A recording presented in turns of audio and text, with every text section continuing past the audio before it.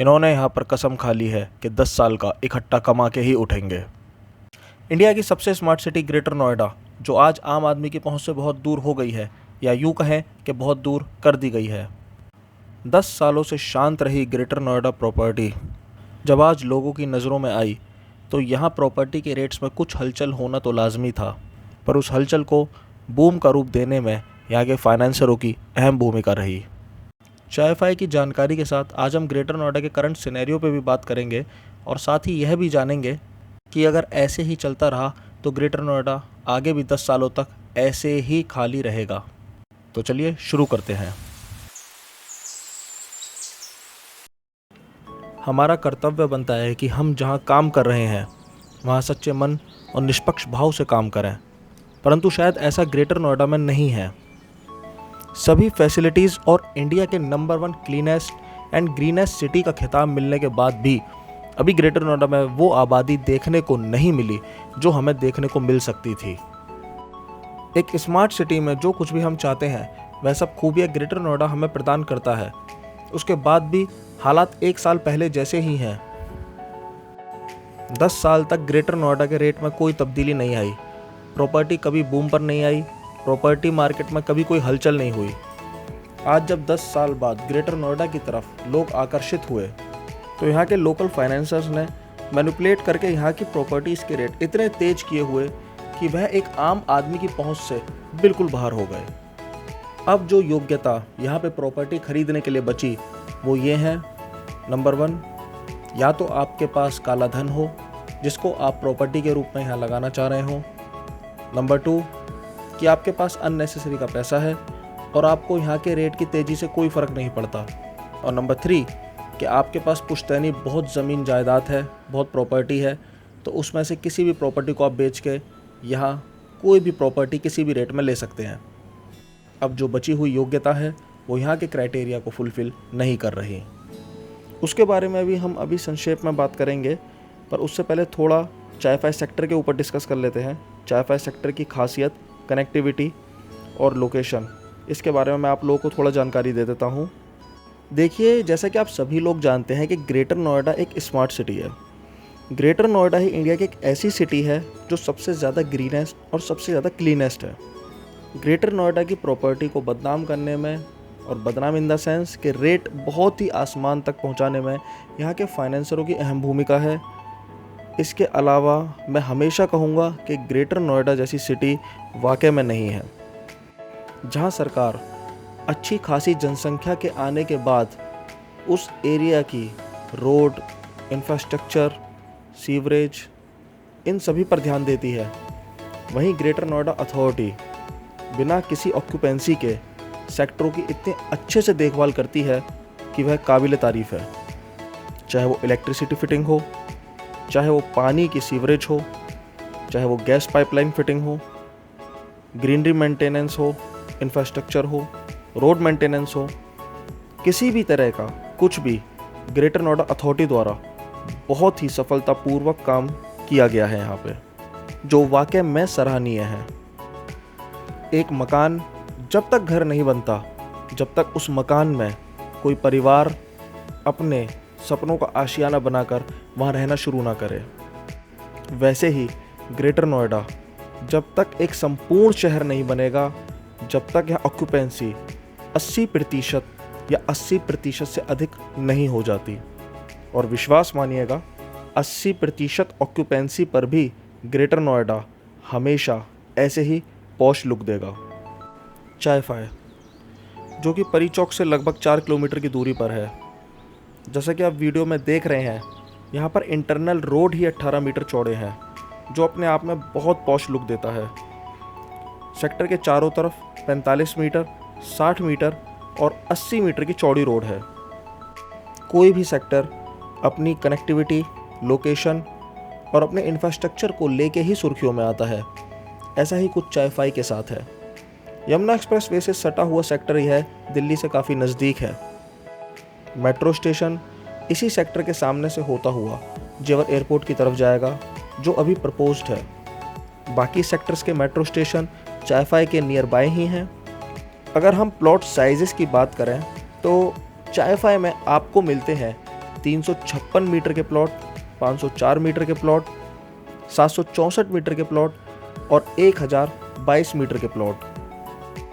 अब बहुत ही कमाल की बात आपको मैं बताता हूँ कि ग्रेटर नोएडा में छोटे प्लॉट्स जो हैं आपको सही रेट में मिल नहीं रहे और बड़े प्लॉट्स के यहाँ पर खरीदार नहीं है।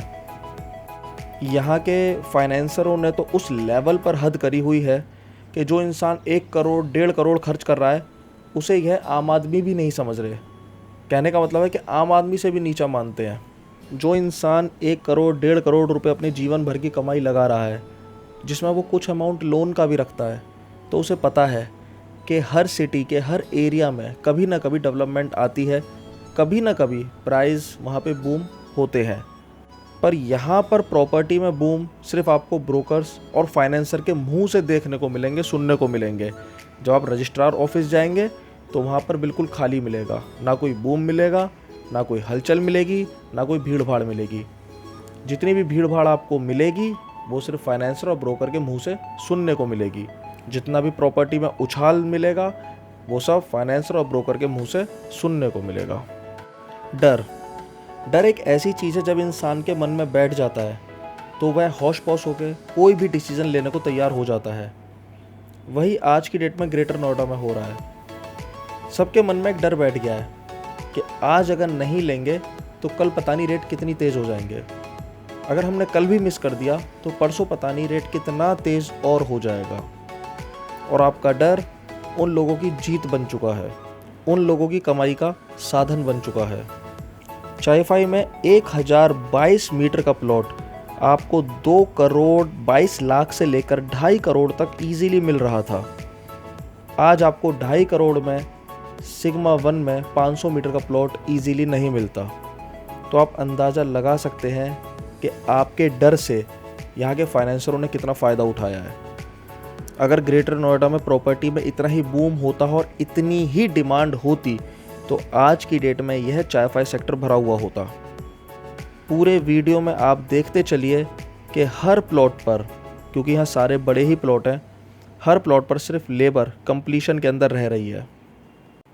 कुछ घर आप बने हुए देखेंगे तो वो वहीं देखेंगे जहाँ 356 मीटर के प्लॉट्स हैं, जिसमें कि आप यकीन नहीं मानेंगे कि ग्रेटर नोएडा का चायफाई इतना परफेक्ट सेक्टर है हर तरह से, चाहे लोकेशन के मामले में हो, चाहे कनेक्टिविटी के मामले में हो, हर तरह से बहुत ही परफेक्ट और बहुत ही पॉश सेक्टर है, जिसके इंटरनल रोड, सबसे छोटा रोड भी 18 मीटर का हो।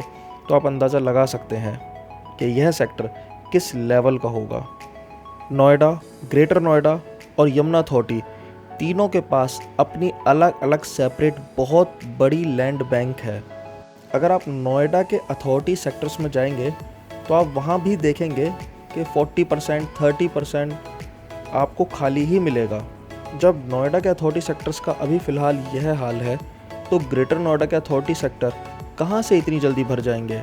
तो आप सबसे पहले तो अपने मन से यह डर निकालिए कि अगर आज आप कोई चीज़ लेने के लिए सोचते हैं या रुकते हैं तो कल वह चीज़ आपके हाथ से निकल जाएगी। और कल अगर हमारे हाथ से वह चीज़ निकल भी जाती है तो यह ज़रूरी नहीं है कि वैसी ही चीज़ या उससे बेहतर चीज़ हमारे हाथ में दोबारा नहीं आएगी। क्योंकि मैंने आपको बताया है कि नोएडा, ग्रेटर नोएडा और यमुना एक्सप्रेसवे पर जितनी लैंड बैंक इनके पास है, इतना लैंड बैंक पूरे इंडिया में किसी भी और अथॉरिटी के पास नहीं है। कमाल की बात है कि ये जो सेक्टर है इसमें आपको स्कूल की फैसिलिटीज़ मिल रही है।